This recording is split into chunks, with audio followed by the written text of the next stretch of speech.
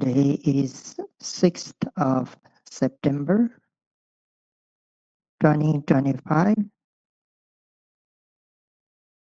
The day before yesterday, I talked about virya, effort, its definition, and the three types or levels of effort.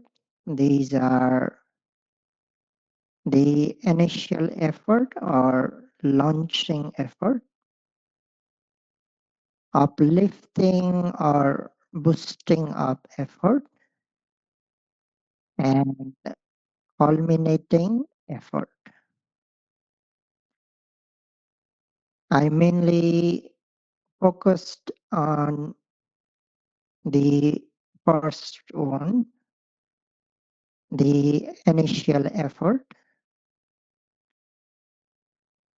It refers to daring to leave behind, to sacrifice the worldly happiness or sense pleasure, to leave behind families, friends, and to come to the meditation center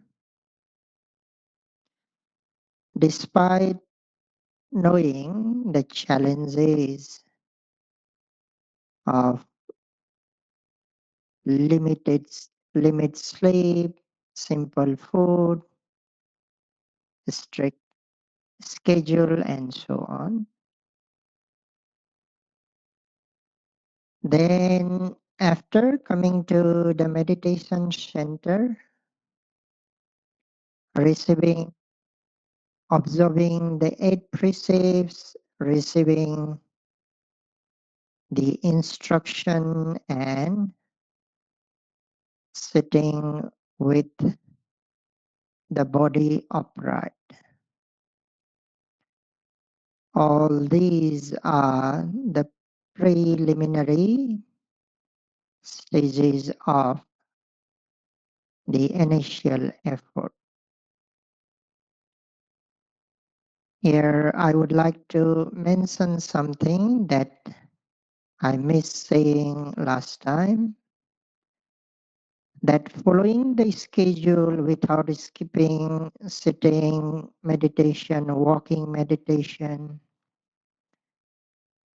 coming to the meditation hall on time and sitting with body upright without slouching the body are included in this initial effort. Because a lazy yogi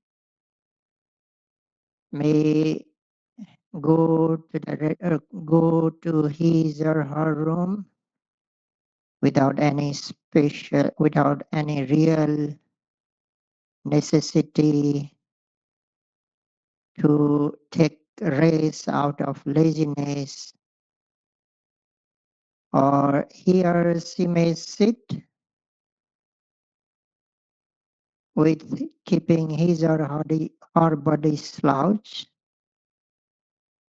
due to lack of sufficient effort. Therefore, all these aspects are the parts of the initial effort.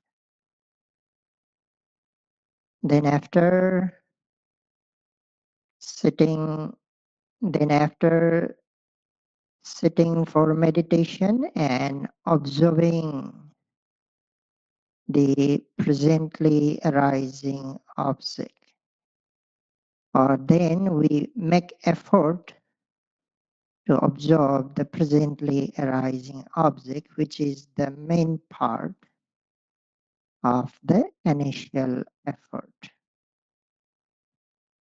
And I mentioned Effort alone is not sufficient to absorb the presently arising object. The accurate aiming as the second mental factor is required to absorb the meditative object. That is what I talked about last time. So we will continue talking about these two mental qualities which are crucial, essential to absorb the meditative objects. You might have seen or played the game of darts. In this game, small missiles are thrown to hit a target, the bull's eye. To hit the bull's eye, you must first aim it aim it accurately. You must aim at it accurately. Without aiming accurately, there is no chance of hitting the target. There is no chance of hitting the target. Therefore, accurate aiming is required. However, aiming alone is not enough. Aiming alone is not enough. You need to apply effort to release or to throw the missile. Then only will it reach to the target, and the effort need to be sufficient. If it is too weak, it will fall short. Therefore, accurate aiming and sufficient effort is required. On another hand, sufficient effort alone, effort alone is not enough. You throw the missile with great force, but in wrong direction, still you will not hit the target. You will not hit the target. That's why accurate aiming also required. Similarly, when you observe the meditative object, first you need to aim your attention accurately at the meditative object. Without aiming, there is no chance to properly connect it. There is no chance of connecting the mind with the meditative object. So accurate aiming is required, but accurate aiming alone is not enough. You need to apply effort. The effort should be sufficient if if too little, and it it will fall short. If too much, the mind may overshoot the target. Mind may overshoot the object. So the moderate amount, the sufficient effort is required to observe the meditative object. We can take another helpful analogy. Children play the game of marbles.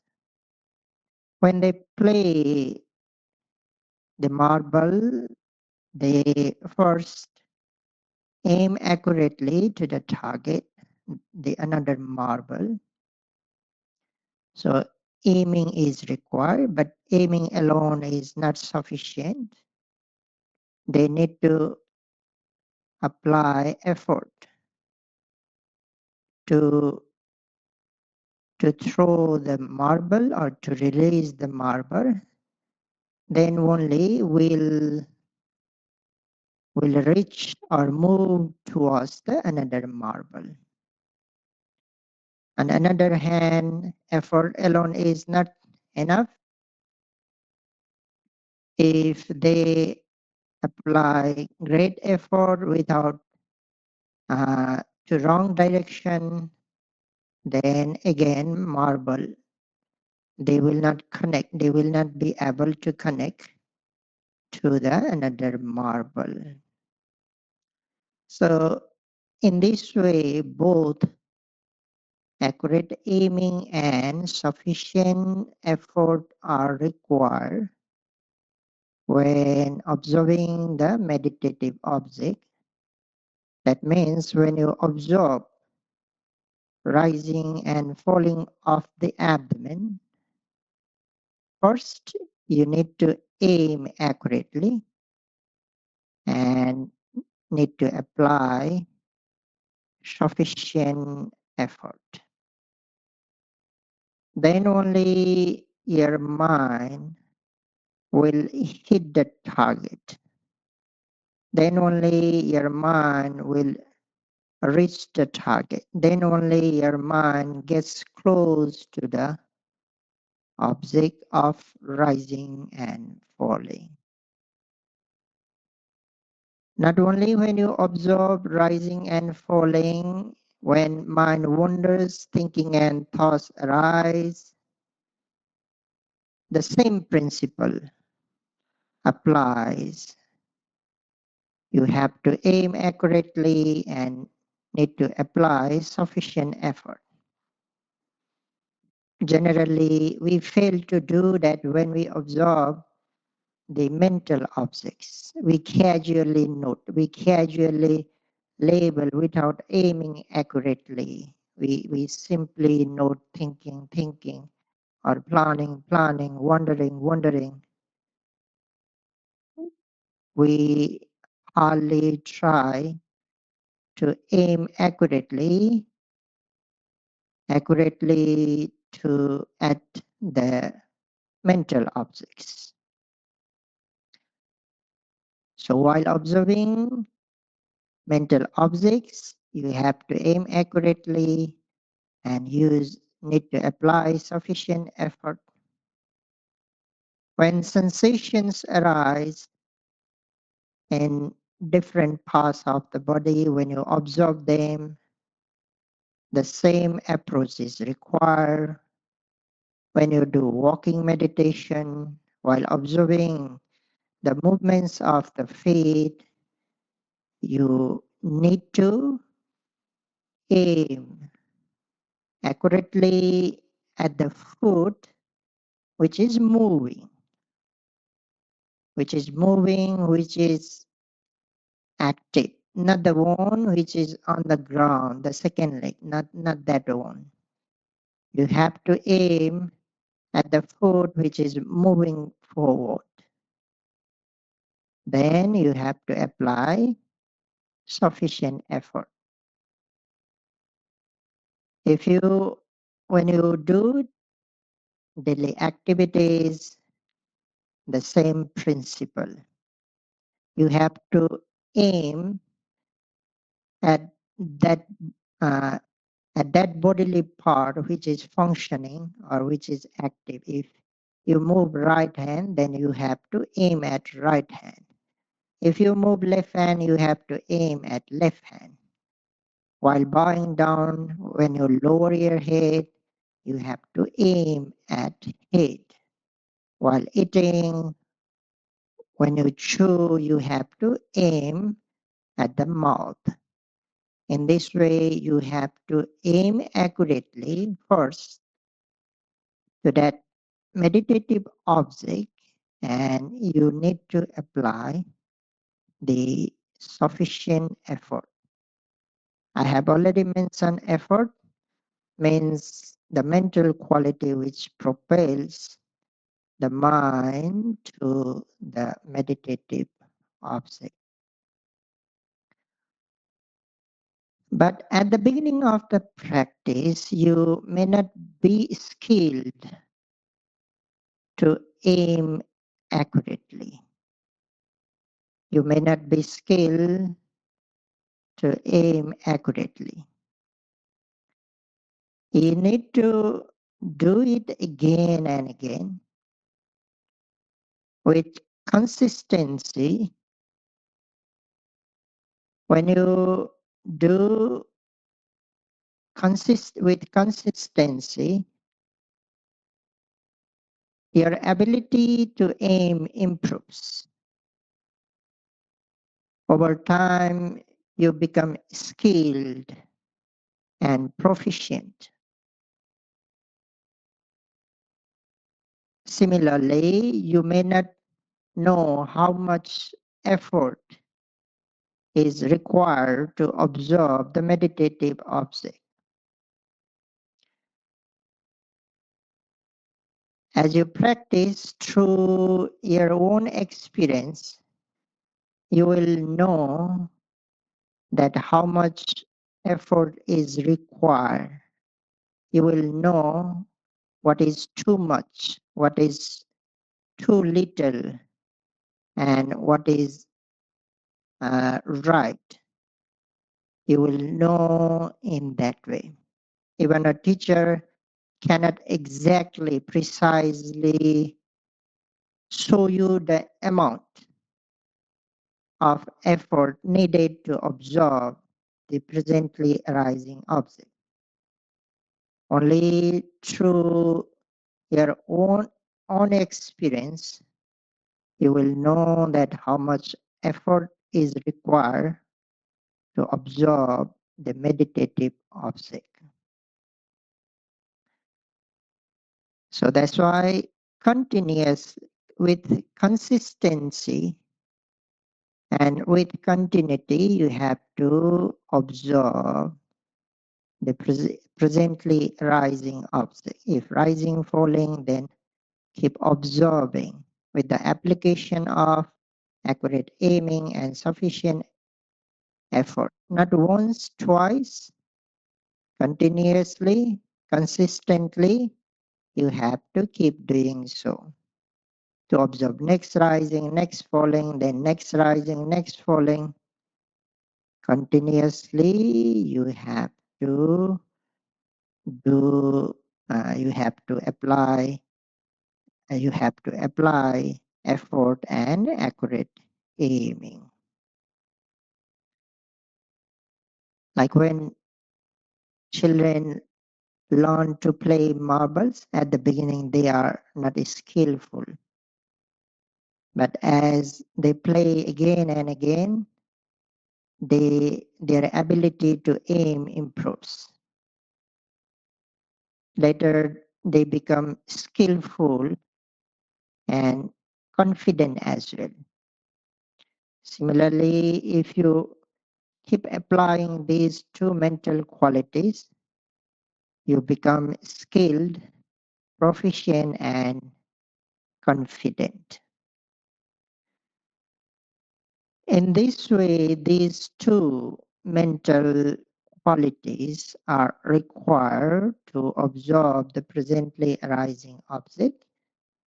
Without these two mental qualities, you cannot observe the presently arising object, whether it is rising, falling, whether it is mental object, whether it is bodily sensation, whether it is the movement of the food, or whether it is the daily activity. But these two mental qualities are not just required to absorb the presently arising object.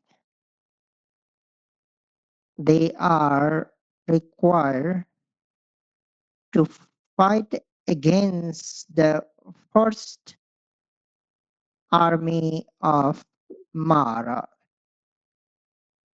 The first army of Mara. Mara is the Pali word. Mara means killer. Mara means killer, and it refers to none other than the defilements, kilesas, defilements, which kills or which kill or destroy our virtues or good mental qualities, hence known as Mara, the killer. And there are 10 armies of Mara. There are 10 armies of Mara, so we will discuss one by one about the 10 Maras and how to fight against those armies of Mara. As I just mentioned, Mara, the killer, is none other than the kilesas, defilements, which kill or destroy the virtue or the good qualities, good mental qualities. That's why Mara is often personified as a being, but in essence, it is the unwholesome mental states within us. And this Mara, the killer, has 10 armies, all of which are poised to attack meditators and hinder their progress on the path. The first army of Mara is called Kama in Pali. I repeat, Kama. It refers to both the pleasing sense objects and the craving or desire for them.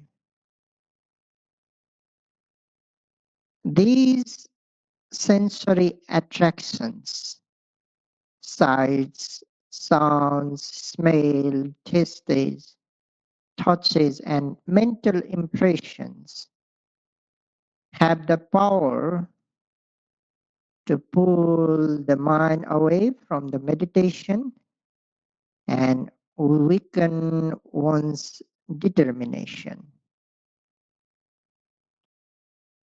Kama refers to beautiful sights, soothing sounds, pleasant smells, delicious food, agreeable bodily sensation, and pleasant thoughts.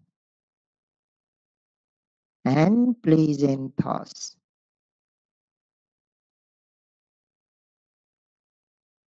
So these karma also includes not only these pleasing sense objects, but it includes the family, friend, property, business, and the attachment to them. Attachment to them. So these karma, the definition, sorry, the karma has nature of gluing and the manifestation of a non-releasing. Karma has the nature of gluing and the manifestation of non-release. It sticks to the pleasing object and it does not let us live freely. Because of these, it ties us down, preventing us from moving freely on the path. Instead of letting go, the mind becomes entangled, clinging to pleasing experiences, relations, or possessions.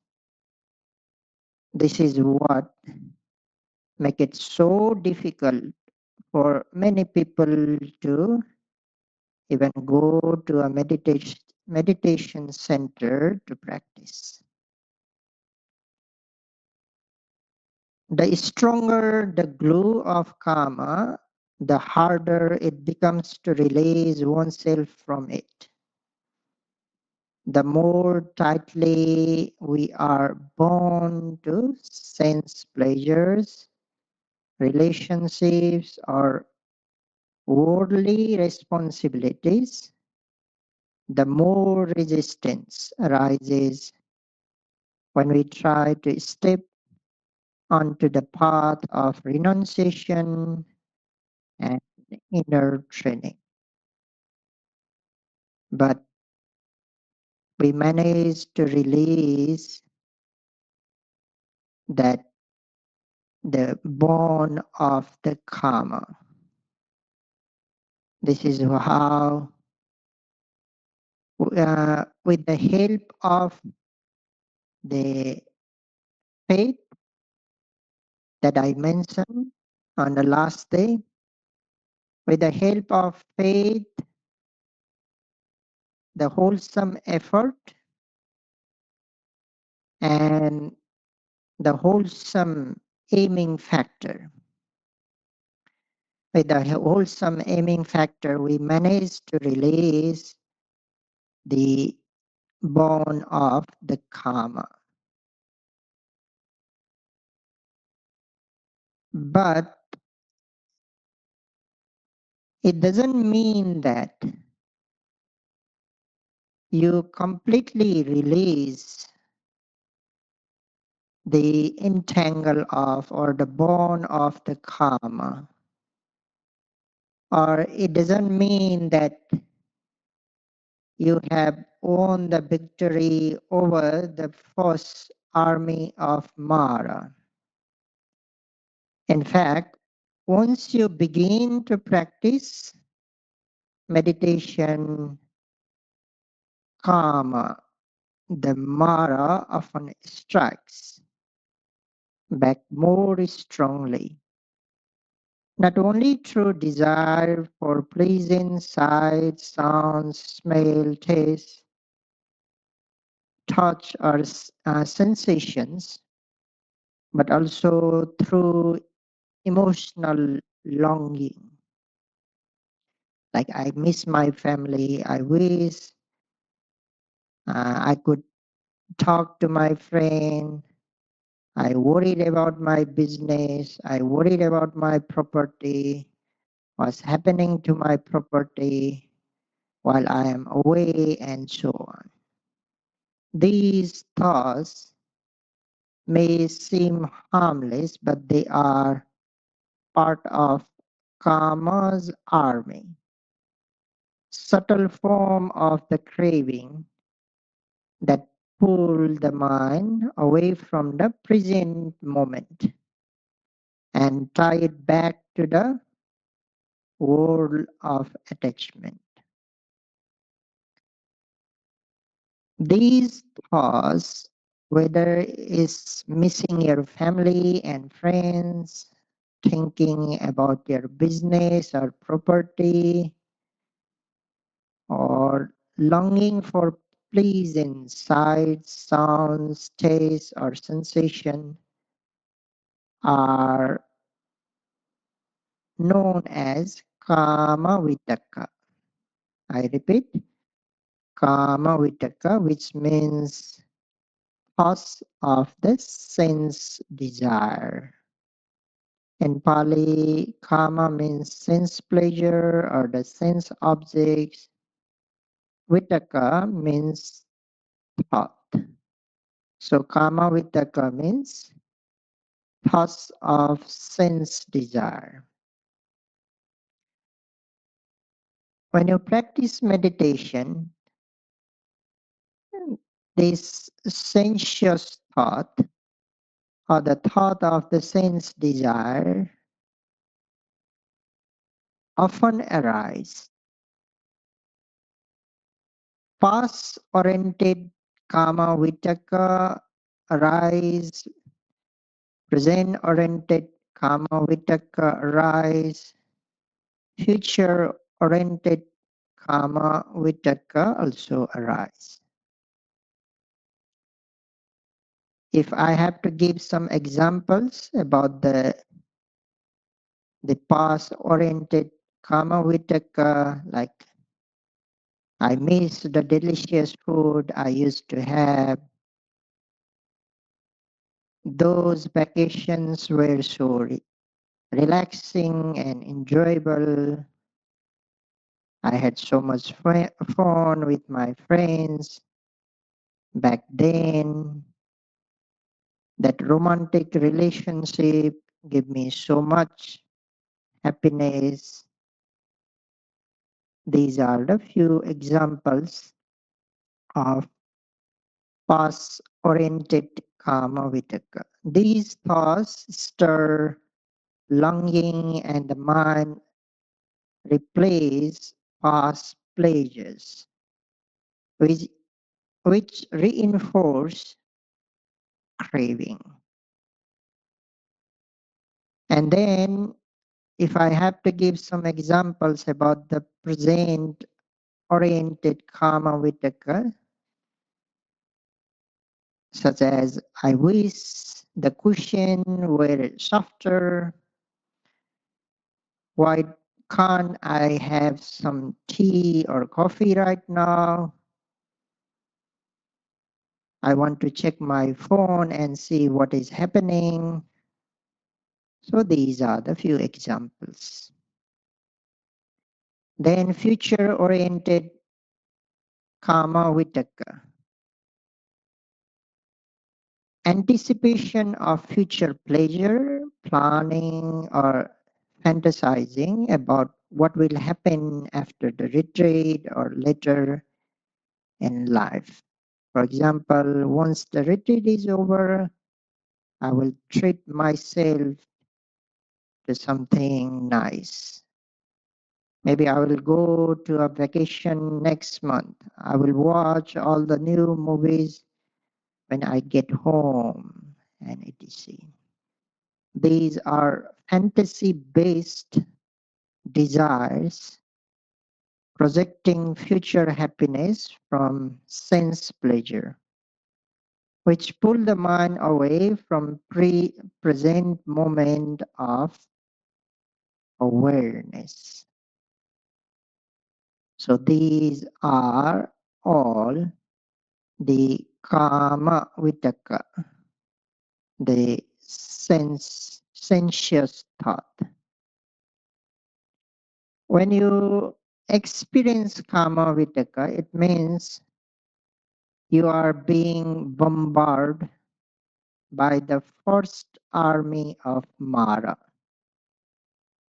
When you have these fantasies, these thinking, thoughts, or plannings, that means you are being bombarded by the first army of Mara. Those thoughts of sense desire are not harmless. They are subtle weapons used to pull your mind away from practice and keep it entangled in craving. So we need to fight back. To fight against this first army, you need two essential mental qualities, and they are none other than initial effort and accurate aiming.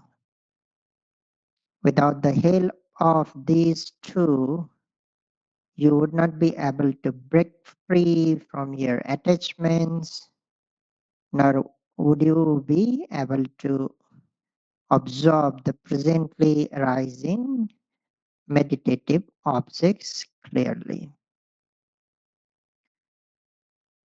It is only through persistent effort and precise attention that can release the grip of kama vitaka and return the mind to the object of meditation. It is also important to understand that the accurate aiming we previously mentioned known as vitaka. Once I have mentioned, the accurate aiming is known as vitaka in Pali. In this context, it is samma vitaka, or right thought, or right application of attention. This wholesome form of vitaka is what allows the mind to be accurately directed towards the meditative object, and it directly opposes kama vitaka, the unwholesome thoughts rooted in sense desire. From this, we can clearly see that vitaka, like desire, chanda, effort, virya, volition, chetana, is not inherently wholesome or unwholesome. Its ethical quality depends on its objects and motivation. When vitaka is directed towards sensual pleasures, it becomes kama vitaka, an unwholesome, distracting mental factor. When it is directed towards the path, such as rising, falling, insight into impermanence, it becomes samma vitaka, and also the part of the noble eightfold path. Samma vitaka is one of the noble eightfold path, the factor of the noble eightfold path. Now we can understand how important, how crucial the samma vitaka, accurate aiming, is, because it plays the one of the role of the factor of the noble eightfold path. So it requires in each observation, whether we observe the primary object, whether we observe secondary, whether we practice sitting, whether we practice walking or practicing during daily activities.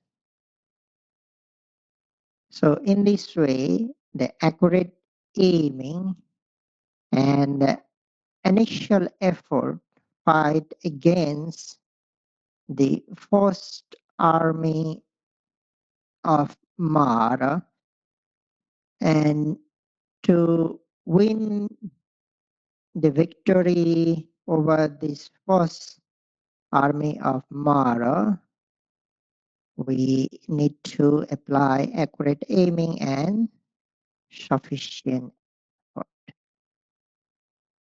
That's why each and every moment, in order to keep your mind free from the karma vitaka, and to observe the presently arising object clearly, the accurate aiming and sufficient effort are essential. So this is about the first effort, the launching energy that we have been talking. The first effort, launching energy or initial energy effort. On last day, I mentioned there are three types or the levels of effort. The second is the uplifting effort or boosting up effort. Before talking about this second level of effort, it will be necessary to talk about the characteristic of effort. I have already defined the effort, so need to know the characteristic of effort. The effort has the characteristics of enduring patience. Enduring patience, that means it is not just about the braveness, it is not just about the hard work. It is also about enduring. When you face difficulties, obstacles, when man is about to give up, about to surrender, you need enduring patience. If we translate the Pali word simply, the characteristics is mentioned as Ussaha Lakkhana. Ussaha means simply we translate as enthusiasm or enthusiastic mentality. We need to be enthusiastic. The courageous exertion is needed. That means, but literal meaning of Ussaha means it is not just about enthusiasm. It is not just about hard work. When you face difficulties, you need patience. And that patience is generated or developed by effort. So that is the nature or the characteristics of effort. Enduring patience is the characteristics or the nature of effort. Viriya. The function of the effort is supporting. Here, an example is given. You might have seen that the the the dilapidated house, the even the small gust of wind may bring it down. But when you prop it up with 2 by 4, it continues to stand. It continues to stand. It does not fall anymore. Similarly, when your mind is about to give up, when your mind is about to surrender while facing difficulties, or when your mind is about to slacken, when your mind is about to is weak, maybe due to the unpleasant sensations that you are facing, maybe due to the boredom or laziness itself. When mind is about to surrender or give up, or as I just mentioned, an analogy, when your mind is about to collapse, your mind need to be trumped up with the effort. And effort has that quality, that potency to prompt your mind up. Like when you are while you are facing unpleasant sensation, you try to absorb the unpleasant sensation, giving your best. However, unpleasant sensation keeps increasing its intensity. It keeps growing and you can't resist anymore. Your mind is about to give up, means you are going to change the posture, you are going to surrender, your mind is about to collapse. You need to boost up your energy. If you boost up your energy, you will not surrender at that moment, you will not give up. That is the function of the effort, supporting the mental factors or mind or mental factors. And that is the second level of effort. That is the second level of effort, that is boosting up effort or uplifting effort. You need to boost up, uplift. It does mean that now initial effort is not sufficient.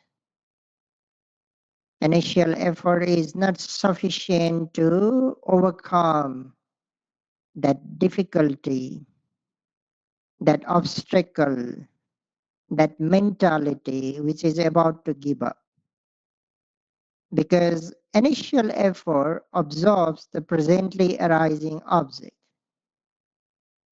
It initiates the practice, it launches the practice, but it doesn't have the potency to overcome the problems, obstacle, difficulties, or to overcome laziness, the mentality which is about to surrender or collapse.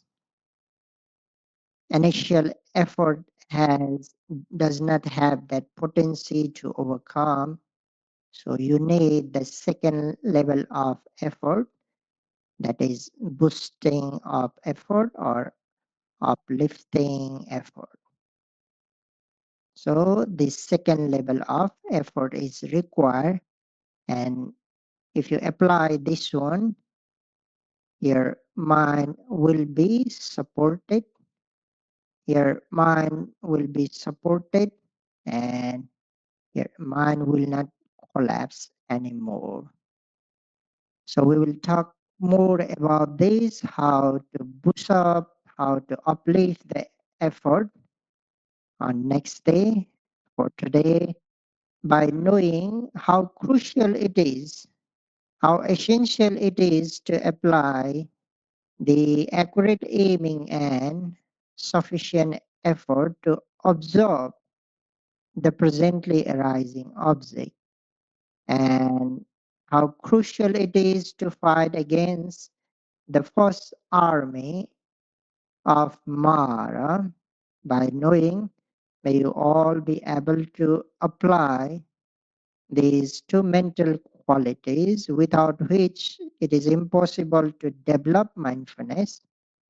By application of these two mental qualities, may you be able to observe each and every presently arising object. Meanwhile, may you be able to fight against the first army of Mara, and may you be able to win the victory.